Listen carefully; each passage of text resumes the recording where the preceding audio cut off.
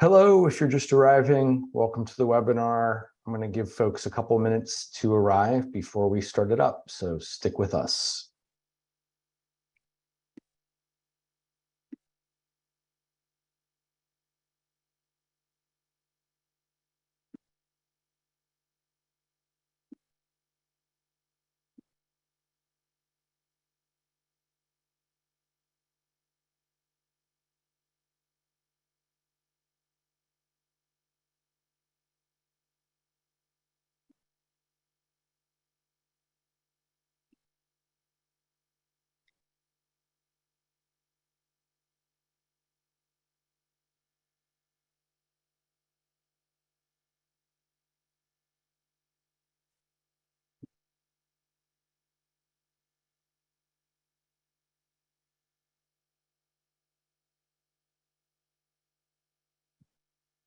Alrighty, I know folks are still arriving, lots of you, not surprisingly, given this topic.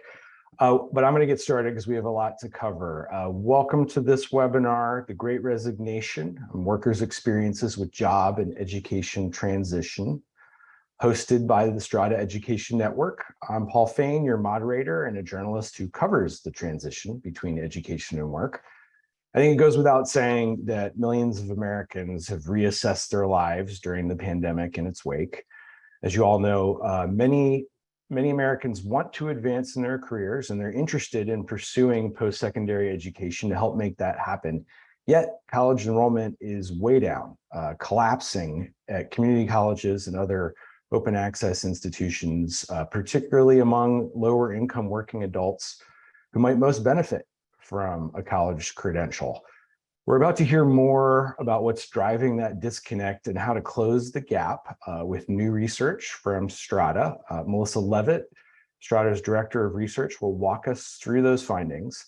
Then we'll have a discussion with three expert panelists I'm very excited to briefly introduce.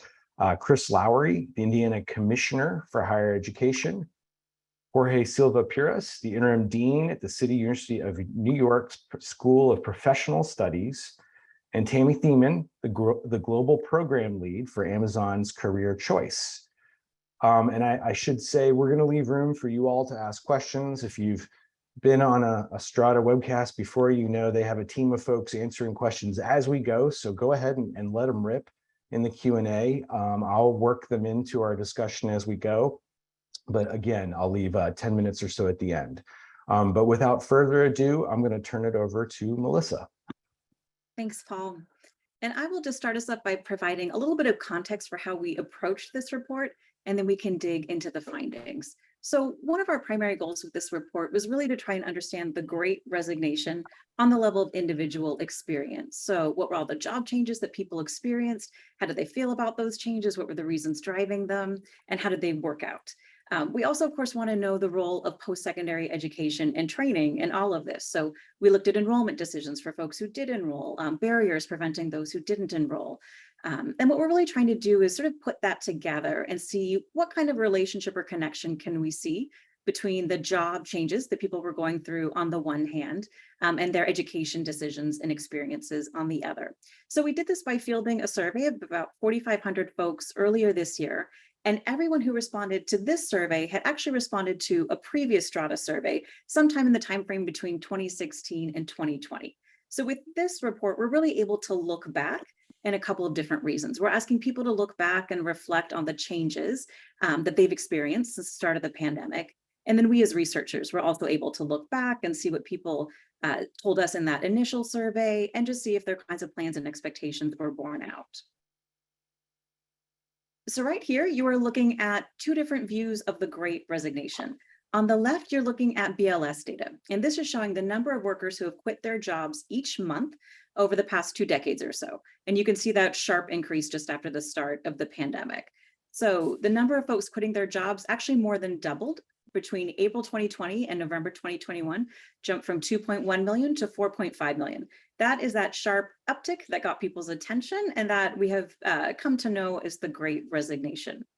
On the right there, you're looking at data from our survey. And this is showing the full range of job changes that people reported that they had experienced since the start of the pandemic. So if you look at that That group in the middle there, those who lost their jobs, voluntarily changed jobs, quit their jobs, those are the folks who are going to be spending most of our analysis on. But you can see that people are reporting other kinds of changes as well: promotions, changes in pay, changes in the hours that they work. So obviously, all of these changes are occurring in the context of a pandemic, and we really wanted to try and understand what role is COVID-19 specifically playing at this point in informing these decisions. And by that, we mean health, safety concerns directly related to the virus. And when we looked for that influence, what we found was not much. The biggest way we see it show up is informing folks who have decided to change jobs in order to work remotely. A third of those people told us that their reason for doing so was because of concerns about the virus.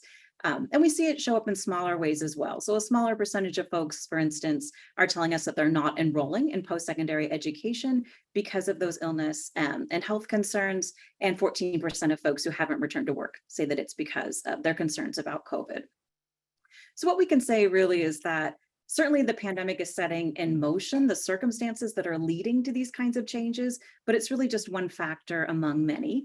And here you are looking at what some of those other factors are for one change in particular. And these are people who have not returned to work. So what do we know about the folks who are really the resigners in the Great Resignation?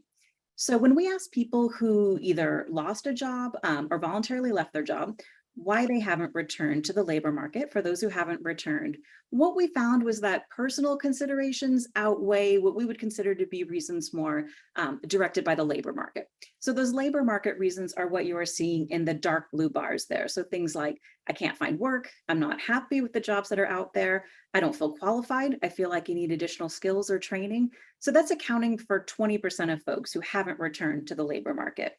The others are talking about a range of reasons that we would consider to be kind of more personal motivation. So retirement, wanting to stay home, deciding to stay home to take care of the home or the family, disability, illness, health concerns, or enrolling in school. We looked at this by gender as well, just to see if that overall pattern holds up. And it does. It's true that for men and women both, those personal considerations are outweighing things that are primarily related to the labor market. But we do see those labor market conditions play a bigger role for men than for women. So those are folks who have left a job and not returned to a job. Here we're looking at people who voluntarily left their job and started a new job. And we really wanted to understand what were some of the motivations and reasons driving that. So when we looked at those motivations, what we found was that overwhelmingly, people were really changing jobs in order to achieve some kind of career advancement, achieve some kind of forward momentum in their career. And I think that that runs counter to a lot of what we've heard about the Great Resignation, this kind of cultural narrative that it's all about frustration and dissatisfaction. We do see that, of course. We have folks that's highlighted in red there, people who change jobs primarily to get out of a negative situation. So too much stress, a sense of dissatisfaction. But the other motivations that we're seeing are really about wanting to make a positive change, have opportunities for advancement, better pay, better fit for their skills or talents or interests, and also having some more control over their workload and where and how they do their work. So we looked at this by gender as well, again, to see if that same overall pattern held up, and it does. Men and women both, we see primarily motivated to make a positive change rather than exit a negative situation. But we do see stress and dissatisfaction play a bigger role for men than for women. So I think the big change, or the big question I think everyone is looking at here, is how did all those changes pan out? Were people happy with the changes that they made? And what we found when we looked at the data was that it kind of depends on the reason for the change. So there's some things here that aren't all that surprising. If you were able to change jobs in order to advance at work, most likely you were very or extremely satisfied with that change, 92% of folks saying that. The motivations that we see associated with the sort of next highest rate of satisfaction are things that we would consider to have something to do with having more control or agency at work. So being able to work remotely, having some control over where, how you do your work, having more control over your workload. 80% or just over 80% of folks who made changes for those reasons were very or extremely satisfied. It's worth pointing out too that we talked about those kinds of negative motivations. And the majority of people who change jobs in order to reduce stress, to get rid of this sort of, or to get away from a situation that was dissatisfying, almost 2/3 of those folks were also very or extremely satisfied with that change that they made. So that kind of gave us the landscape of these job changes that people are experiencing since the start of the pandemic, what kinds of changes those were, how they worked out, what was driving them. And that gives us a foundation where we can start to dig a little bit deeper and try and understand people's experiences with education during this time period. So we did that first by looking at enrollment decisions. For people who enrolled in education since the start of the pandemic, we really wanted to understand what was bringing them to education. So the primary influence was economic opportunity. So this is confidence that education is going to help you advance your career, to find a better job. The second biggest consideration was flexibility. So things like, can I take classes at night? Can I take classes on the weekend? Can I even take classes while I'm at work? Could that somehow sort of be integrated together? And we've looked at this kind of data before. We've talked about it in these webinars, and I think that the value, I think, of looking at these sort of enrollment drivers in the context of this conversation about work is that it really underscores that work continues to be a substantial influence on people's enrollment decisions. And that, I think, has to do with work looking ahead. So what do I want to achieve in the future? What are my aspirations? How can education help me get there? But also very, very much to do with what people are dealing with in the current moment. What's my job now? What are my responsibilities and requirements? And how can education fit in with all of that? So we'll take a look now at people who didn't enroll in education since the start of the pandemic, and really trying to look at barriers for a few different groups of people in particular, a few different segments of our survey population. So you're looking at basically three different kinds of sets of answers to the same questions about barriers. On the left there, that's the overall picture. Everyone in our survey who didn't enroll in post-secondary education, here are the barriers that were preventing them from doing so.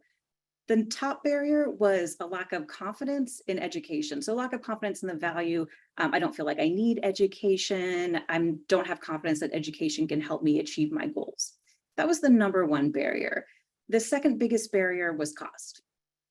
The other two groups that you see there, those are both groups for whom we really wanted to try and have a deeper sense of what was keeping these folks from education. So that group of folks in the middle there, those are people who, to that previous Strada survey that they responded to, they told us at that time that they were likely to enroll in education, that they planned on enrolling in education. We know from their response to this survey that they didn't enroll. And so of course we wanted to know why that was. The primary barrier for this group of people was cost, but it was only a slightly bigger barrier than this issue of lack of confidence, lack of feeling like they needed education or that education could help them achieve their goals. That group of people on the right there, those are people who have lost their jobs since the start of the pandemic. So when we first started doing these public viewpoint reports shortly after the start of the pandemic, one thing that we heard from respondents was that about a third told us that if they lost their job, they believed that they would need additional education or training to replace it. So at that point, of course, people were kind of imagining what would happen in that situation, how would I deal with it? From this vantage point, we can look at people who did lose their job since the start of the pandemic and what was impacting their enrollment decisions. So I would have thought the primary barrier would be cost, given that these people had lost a source of income. And that is a strong barrier, but a bigger barrier is still this issue of lack of confidence in the value of education. So cost and lack of confidence are really playing a big role for each of these three groups. So this brings me to the last set of findings that we'll look at. And this is where we can start to put it all together to look at job changes and education experiences together and try and kind of look at the sort of the relationship or the connection between the two. So we did that by looking at a couple different measures regarding education. We looked at interest in education and we looked at who enrolled in education. And we did that for every type of job change that we asked about in the survey.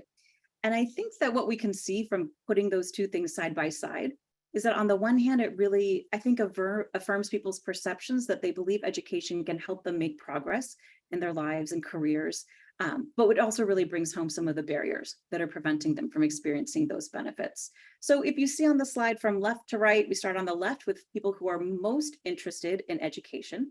The people who are most interested in education are people who lost their job. But we can see from that big space between the light blue bar and the dark blue bar that they were among the least likely to actually enroll in education. Those who were most likely to enroll were people who voluntarily changed jobs or who were promoted. So I think that what we can see there is that, people who had their employment disrupted did have some sense potentially the value of education. They were interested in education, maybe as a way to help them find their way to that next job, that better job. But people who are actually enrolling, or people who are experiencing that kind of career momentum in terms of promotion or being able to change jobs. So I'll conclude with just some high-level takeaways and implications, particularly with an eye toward what might these findings tell us about how we can help people access and benefit from post-secondary education. We certainly see the importance of navigating between education and work and having systems and programs that help people do that. I think from the point of view of someone who is considering enrolling in education, we see that being able to recognize and identify a strong connection between education and work is a powerful motivator for enrolling. But on the flip side, of course, we see that if somebody can't see that connection, that is a persistent barrier to enrollment, even for groups of people who are interested in education, who had planned on education, or who might be seeing sort of what education could offer them in a moment that's a really pivotal or really vulnerable moment in their career journey. So with that, I will hand it back to Paul. Thanks, Melissa. Please stick around for our discussion and for folks asking questions. Melissa and other Strada folks are there to answer your questions about the new survey data. And for folks who don't know, Strada's Public Viewpoint has been tracking this crisis since it began with data on workers and their education aspirations, as well as college students and all the kind of swirl that we've seen here. So there's a lot of data in the past that you can look up, and I certainly have used it. So let's start with Tammy. It's been a busy year or so for Amazon's Career Choice, which is arguably the largest free college program you can point at in this country. I know we could spend the rest of the webcast talking about the program, but can you give us just the skinny on the kind of the what and the how and the why? Sure. So Career Choice is Amazon's education and skills training program for a frontline hourly population. And really what we focus on is education that leads to career success. So our employees are eligible after 90 days of employment with Amazon to enroll in education. We prepay education, and we cover everything from language learning all the way through bachelor's degree. We deliver in 3 verticals. The one that really aligns very nicely with what we're talking about today is our pathways vertical, where we really look at labor market data and identify those in-demand jobs and align education and training to those in-demand jobs, helping folks identify which program best fits their interests, their aptitudes, their lifestyle, persisting through education, and then really aligning that to job placement at the end. And so we really measure the value of the programs we provide based on outcomes. And then I would say really our focus is around how do we remove barriers for folks to engage in education. So we just heard all, great data, around lack of confidence, cost, balancing work and school, all of those kinds of things. And we've got several things in place to really address all of those. One, that we prepay for education, so folks don't have to come up with the money up front. Secondarily, we offer coaching services that help folks identify what are the barriers in terms of getting into those programs, and how can we build that confidence for success. And so really, again, at the outcomes, at the end, measuring those outcomes. Thanks for that, Tammy. That was quick. I want to get to the other panelists on this question, but I frankly was surprised that confidence in the value of education topped the list of barriers for prospective students. I mean, we've heard a lot about costs for a long time. I think the pandemic brought time to the forefront for working learners, but we've all heard about doubts about the value of higher education, but that's pretty stunning to see it that high. I wonder if you were surprised by that, and if you could dig in just a little bit on what Amazon's doing to ensure and to convey to participants in this program that their efforts will pay off. Yeah. So I think when we're talking about the adult learner, we're talking about folks who have either done school in the past. Either they never attempted post-secondary education, or they've done it and they maybe haven't been as successful, or for whatever reason they had to drop out and there's been some period of time. And so we're looking at folks who have had to figure out, like, how do I re-engage in a successful way? And so I think that there's a couple key things that really drive that. One is helping folks identify that yes, you can do it, and you're capable. And so helping people understand, what is the time commitment? How does this fit into my life? What is the program of study? How long does it take? How much time each week? How do I align my life? And again, those coaching services that we offer, we think help folks think about that on the front end so that they're really successful managing all those pieces before they ever get into education. And then I think the second piece is really around building a vision for the future, right? So we heard that, like, hey, is this really going to help me? Like, if I go through all this work to manage my life, to manage my work, to manage my family, and, you know, all these competing priorities, is it really going to help me get to my end game? And so I think that's where we've also really doubled down to address that, to go, this program leads to this role, this job, and here are the employers. And Amazon is agnostic at the end of the program as to whether or not somebody lands at a job at Amazon or they land external to Amazon. So we really strongly believe that anybody who comes to Amazon can build their career, whether they stay with us for a period of time or for long term. And so painting that vision for the future about where this education track actually leads to, and then helping folks achieve those outcomes so that others around can see that it's doable and it does work, I think is how we've really addressed that particular aspect of the research. Thanks for that, Tammy. And you know, I think for a lot of folks, it might be surprising that Amazon is agnostic about how workers use that education, including to potentially find a job elsewhere. But I want to turn to the other panelists here. We'll come back to that. Dean Silva-Puras, CUNY is an Amazon partner. Can you talk a little bit about what the School of Professional Studies does at intake to do some of what Tammy described, to talk about what a program can do for a student to make sure that they maximize their confidence coming in? Sure. And let me give you some background on what CUNY SPS is and does. It's one of the youngest schools in the CUNY system. For those who don't know, City University of New York is the biggest urban university in the nation. Almost 500,000 students, including degree and non-degree. So it's enormous. But within that universe of schools, ours has a particular focus on serving the adult learner.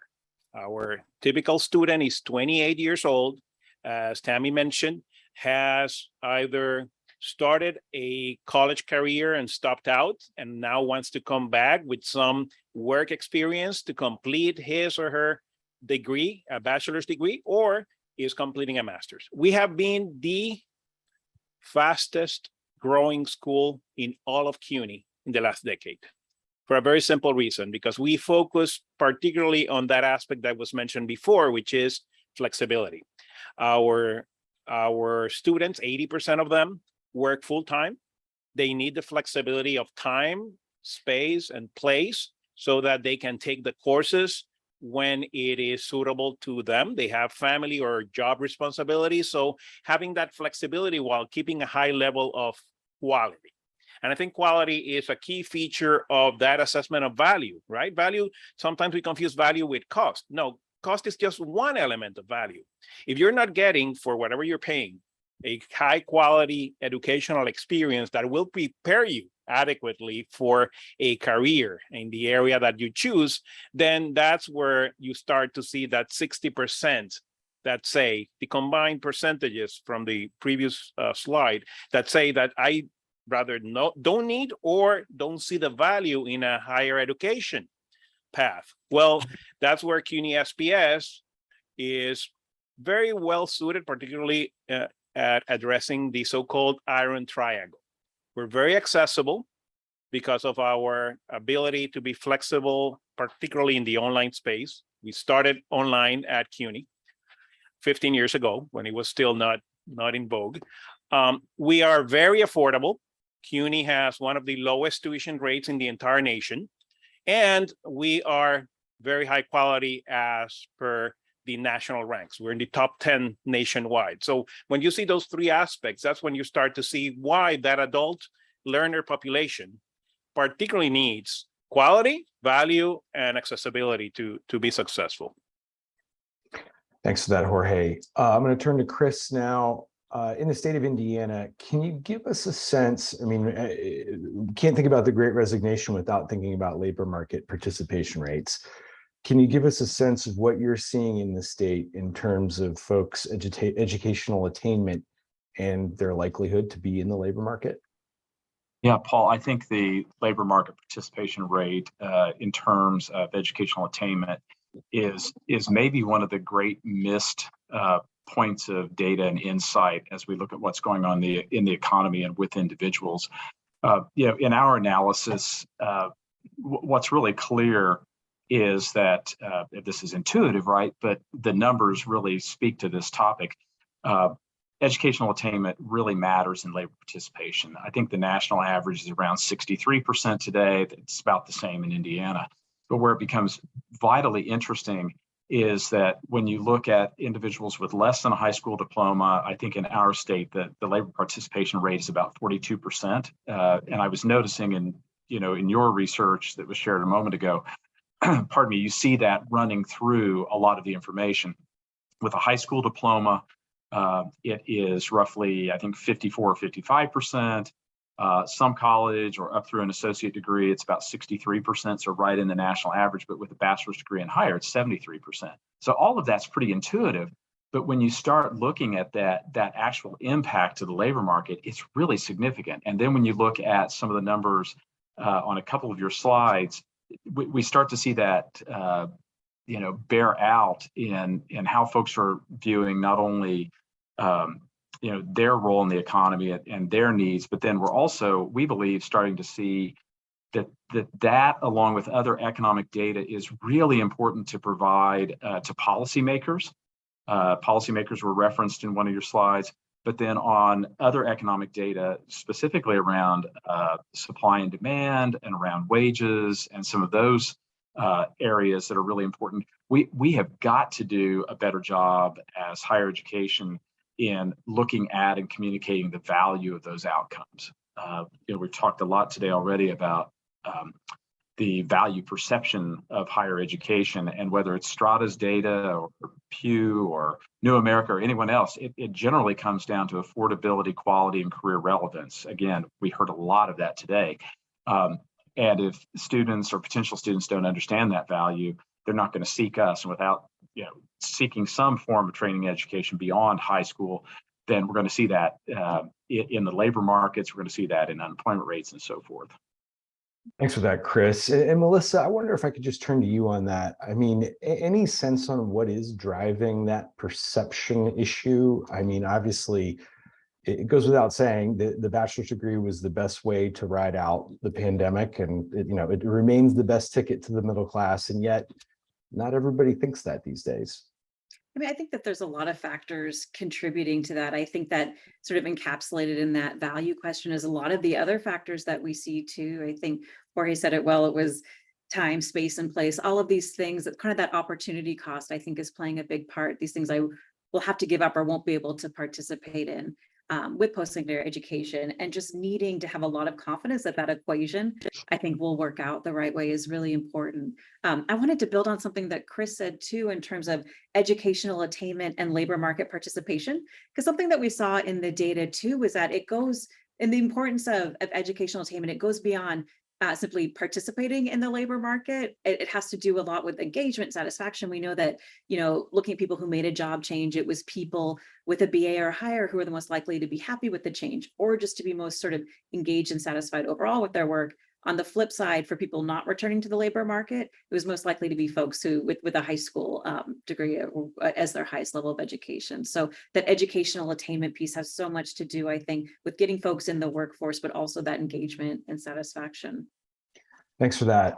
Tammy, I appreciate you correcting the record in the chat as we go along here. Before I could, some folks were asking about whether or not Amazon partners with institutions beyond four-year degree issuing ones. And I think it's 140 institutions, and I know it extends to community colleges, non-college providers, ESL programs.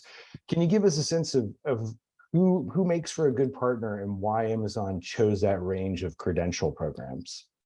Yeah, so we know that the education path is not the same for everybody. We understand the value of a 4-year degree, and so we partner with lots of institutions that offer that 4-year degree. We also know that employers are really moving towards a skills-based model and a competency-based model that allows folks to demonstrate that they've learned skills through certifications or some other methodology on the job training, and being able to to do that. So we've doubled down on how do we align skills training to job placement, and then obviously, like we talk about high school and English language, we think those are important as well. So we actually have a really large growing number of educators in our network. I think we're closer to 250 now. So 140 was true at one time, but we've continued to grow as we expand that network. And as we think about what makes a really good partner, it's somebody who an institution who is first and foremost committed to results. We don't deliver education for education's sake. We deliver education to help folks achieve career success. And that means higher wages, that means promotability, all those things that we talked about earlier at the start of this. So I think that's first and foremost. And so we really work very closely with our schools for them to demonstrate with our employees that we're actually achieving those results. The other thing is when we've talked about this, right? There's this piece of lack of confidence, and the adult learner is different than other kinds of learners. And so we are looking for institutions who have a high success rate and high confidence in working with adult learners who are maybe not going to school full time, or they're doing it on top of a full-time job. And so how do we create flexibility? We remove barriers, we provide support in the right places and times to help those folks be successful. Again, all driving to that success metric of career success. Thanks, Tammy. Chris, I think, or at least I suspect, Ivy Tech is an Amazon Career Choice partner. I know the system of community colleges in Indiana also works with other employers on credential programs. Can you give a sense of that large statewide systems approach to this sort of work? Yeah, it is a robust system, as you might guess. Ivy Tech is a singly accredited statewide community college. They accrue many benefits for having done so, or having been that way. 19 campuses, 40 locations. And yes, I used to work there. I led the workforce space for your audience. That's how I know a little bit about it. But in their instance, they literally partner with thousands of employers. Very much in the way Tammy was discussing with Amazon. It's very much based on supply and demand. In fact, that's how Ivy Tech reviews each one of their programs each year at each of their campuses against a supply and demand metric, which is, I think, pretty interesting. And now for about 5 years, I think it is, they have also leaned into something Tammy was saying, which is music to my ears, which are the outcomes, and specifically measured in terms of wages. So that has been a model that they've not only adopted, but I would give a lot of credit, especially to their campus chancellors and others, for really deploying. It's they realize they stand at the intersection between individuals and employers, and oftentimes those individuals are with those employers, and also creating really interesting programs like Achieve Your Degree. You can search on that, by the way, Achieve Your Degree at Ivy Tech, where they're trying to remove barriers for students, for individuals who may not work for a company like Amazon, who, has such a full scale, but to remove barriers like tuition up front. We know that that's one of the number one barriers, or I think it is the number one barrier for anyone who doesn't seek that tuition reimbursement from an employer. It's personal cash flow, because more people live at the margins than what we realize. So, right, it's hard to apply in July and then wait to be, get your funding, reimbursement in January or February. So anyway, it's an approach to both aggregating the bill for the employer, sending it only to the employer, bypassing the employee in the process. I know Amazon does work like that too, to make it a lot easier for the individual. So yeah, it's pretty robust. And then the last thing I would add in, I know one of the approaches they take, which is again running through the thread of all of this, is a comprehensive approach to career coaching, so that on the front end, folks are making those decisions that help them get to a job, a better job, or a career. and also to a better understanding of that supply and demand of the marketplace, and also the kind of wage and economic outcomes that they're wanting. Thanks for that. Jorge, let's talk about shorter term credentials and stackability. For folks who don't know, the goal there being obviously, the 4-year degree is still the gold standard.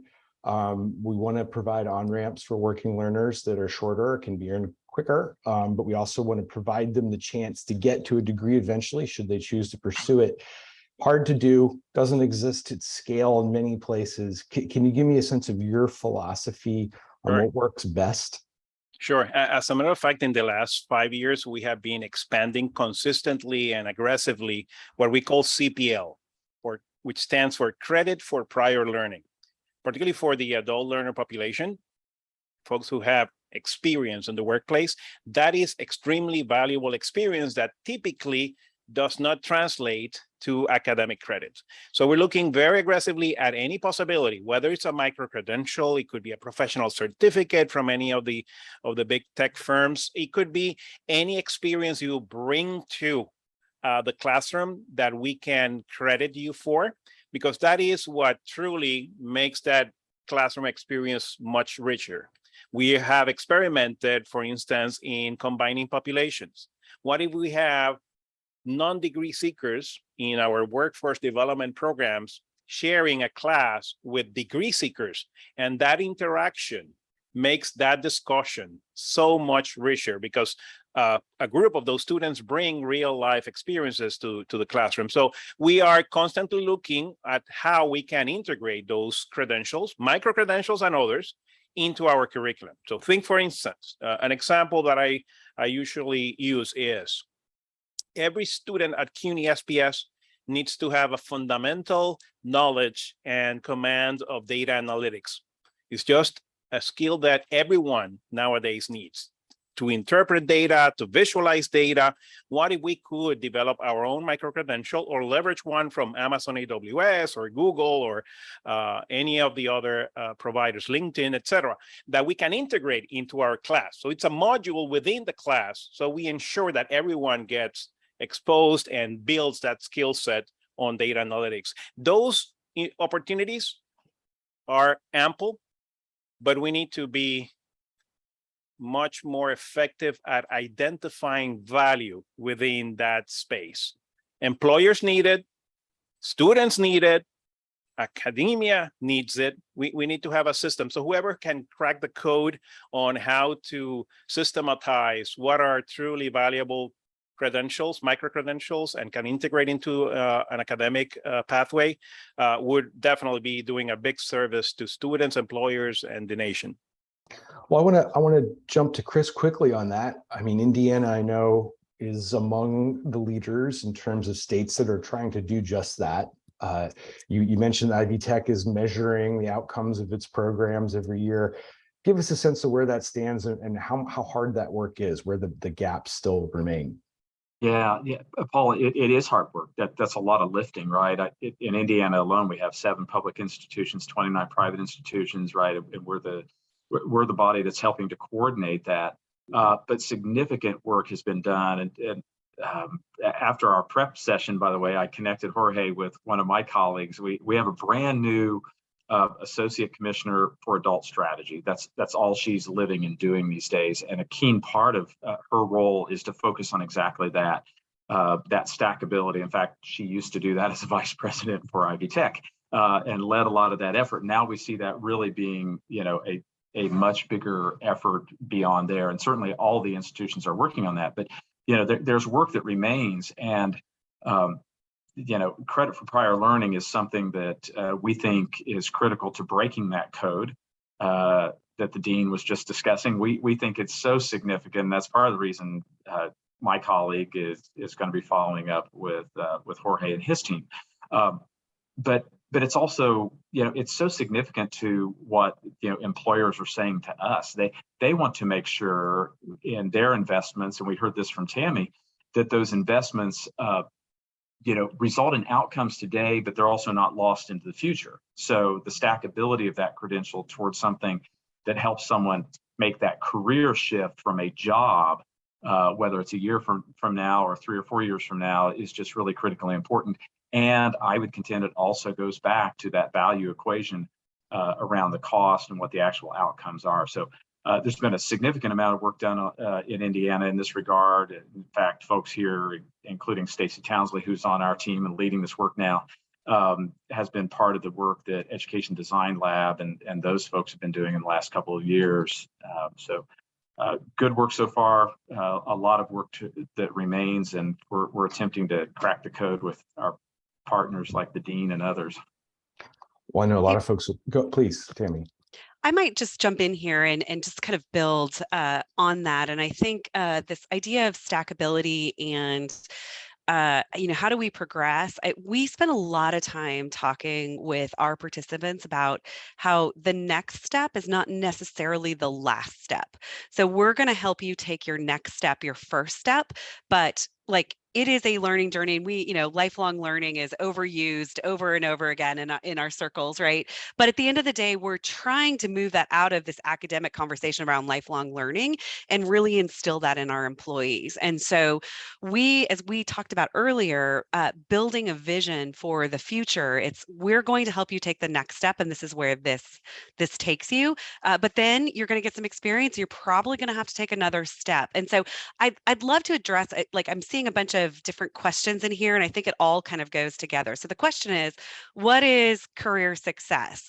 And so I obviously we can define that in a number of different ways, but what we found is our employees define it differently. So for example, we break our program into 3 key verticals. So foundations, where we work on high school completion, we look at English as a second language. We may have folks who come in and really want to do a great job in the role that they're in. They want to speak better English, and for them to be able to communicate effectively across, family, friends, their workplace, all of that is a success. And so we want to help folks get there.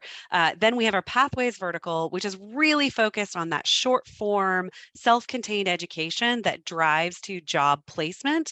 And again, we're looking for only roles that are going to increase wage and are going to help somebody take the next step in terms of promotability. And then you have a degree, which we want to get people all the way through. And we know that there's starts and stops in that. But they can continue all the way to getting that degree, and then again that job placement. So I think this idea of stackability, starting, stopping, understand what your next step is, where your on ramp is, where your off ramp is, all with the vision towards building your career and building career success is really where we get to. And so I think that answers both the kind of career success question along with enrollment data. So we've had over 80,000 people participate in our program broadly. About, not two-thirds, probably 40%-ish end up in our pathways program, 40% end up in our degree program, and probably the remaining 20% end up in our foundations program. But the great thing is, and I think this is why we feel great about the Amazon benefit, is that it's available every year. So every year that somebody is employed with Amazon, they can enroll and take programming. So we allow them to do that building, stacking that we're just talking about.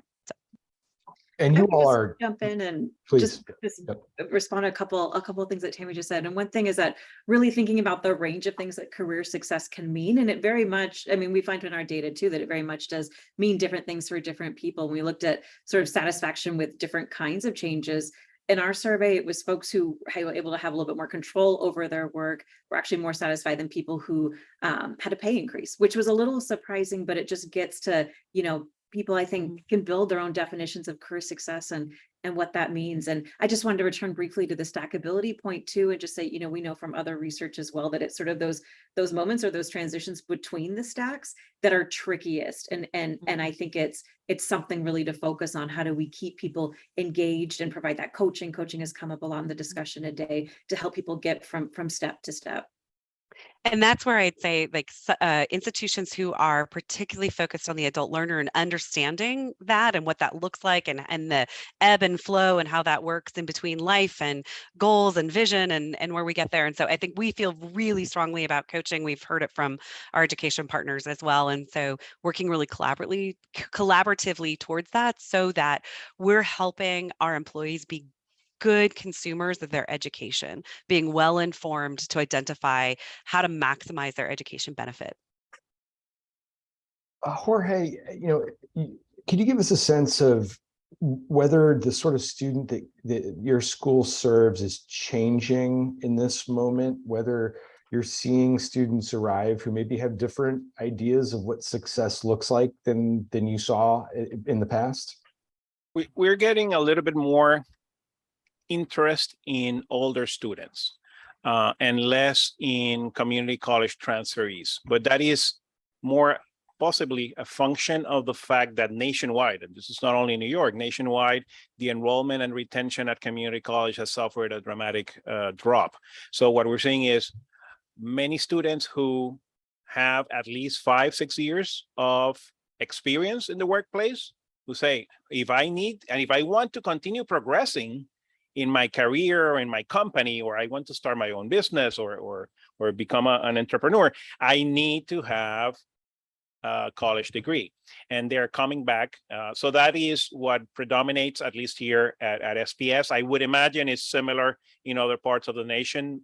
Maybe Chris has some perspective on that as well.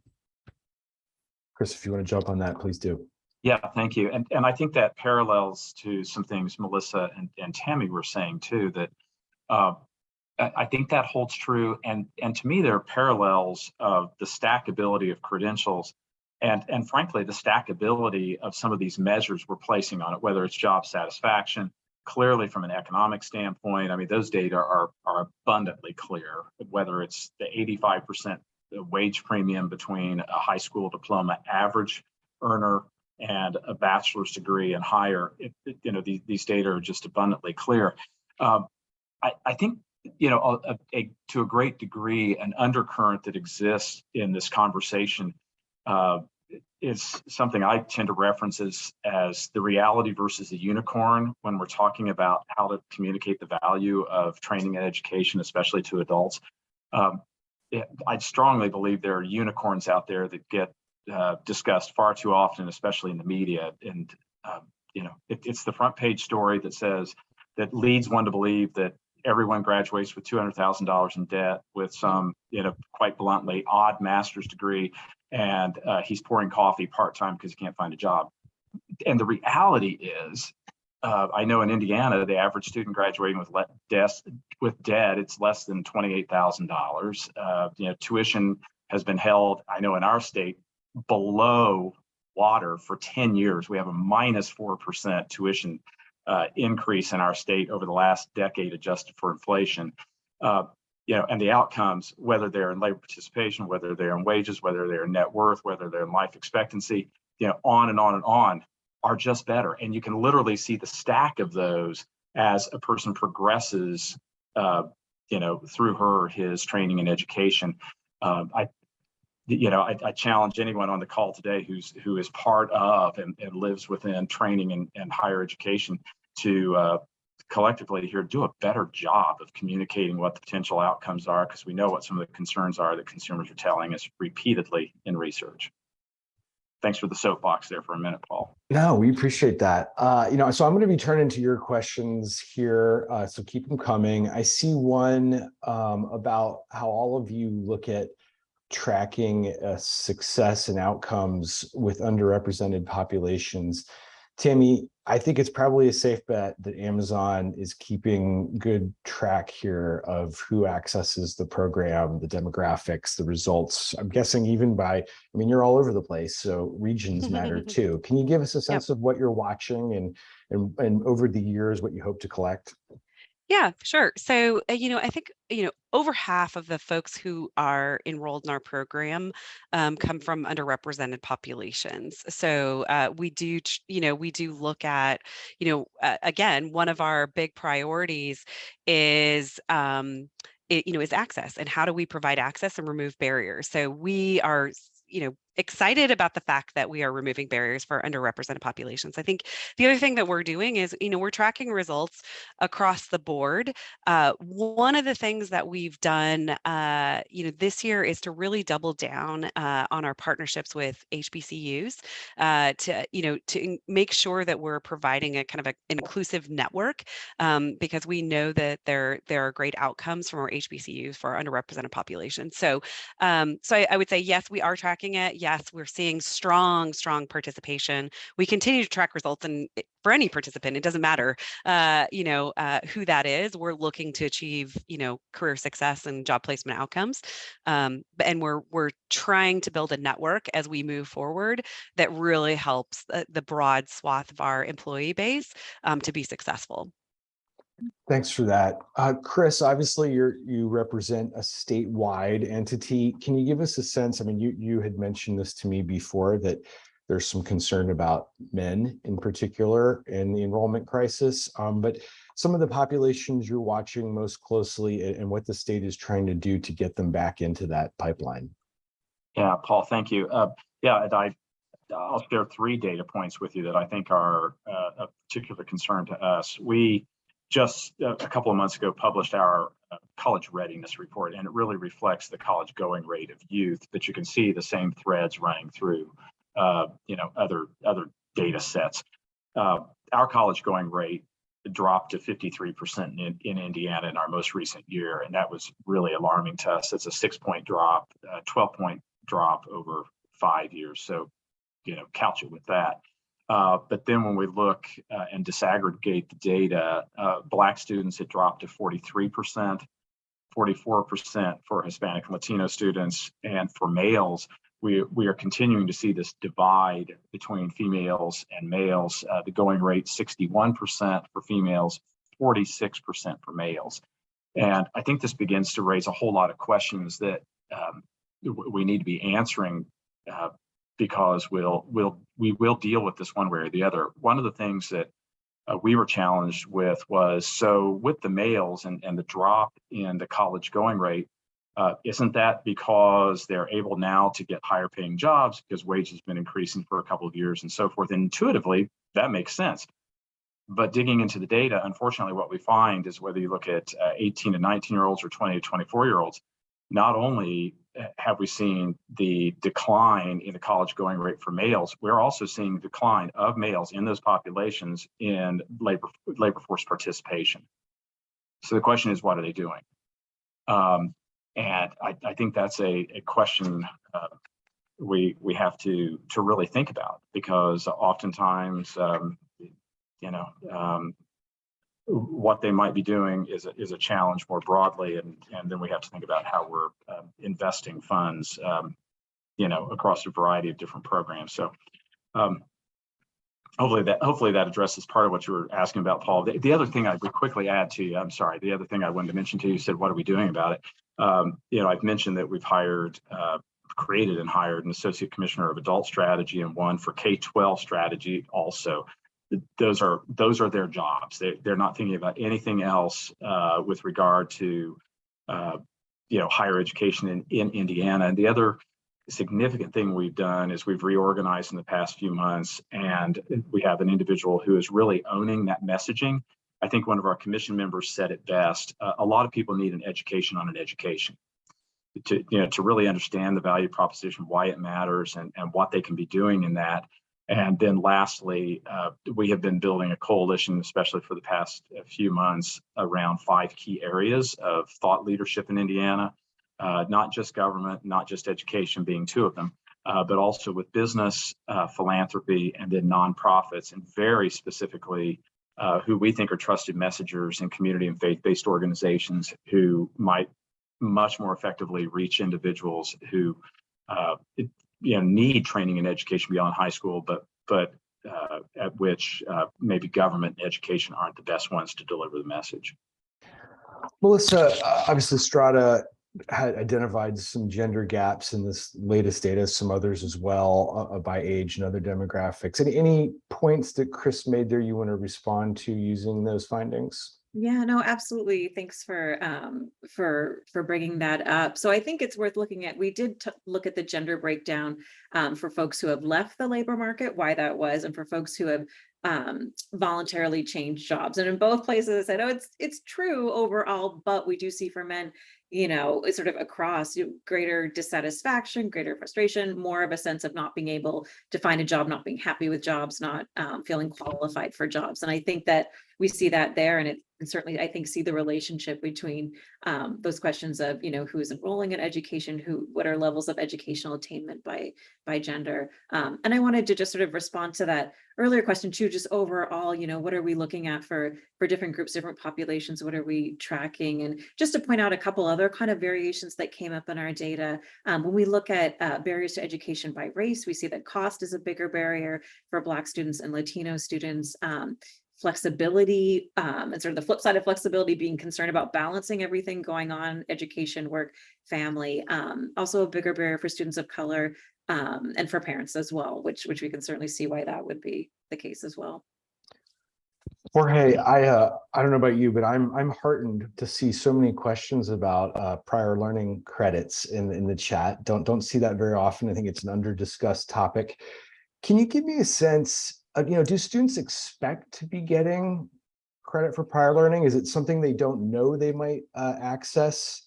Unfortunately, a good number of them do not know. And that is a challenge for us, is to build awareness of those possibilities. I'm going to use one example. I'm going to do a plug-in for a partner we have here in the city, but they offer this service nationwide. It's called Modern States. Modern States is a nonprofit that allows students to prepare for a CLEP exam. They even pay for the fee, the College Board fee, to take the CLEP exam.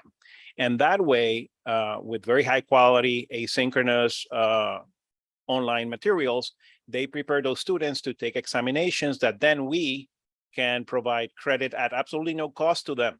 So imagine what game changer that could be for a student who can get 20, 30 credits at absolutely no cost towards completing their undergraduate degree. And like Modern States, there are others. But we need, as a sector, we need to do a much better job of building awareness that those possibilities exist out there. Tammy, you've mentioned that you all do a lot to try to help employees understand the payoffs of certain programs and to that intake information that sadly is lacking for a lot of working learners.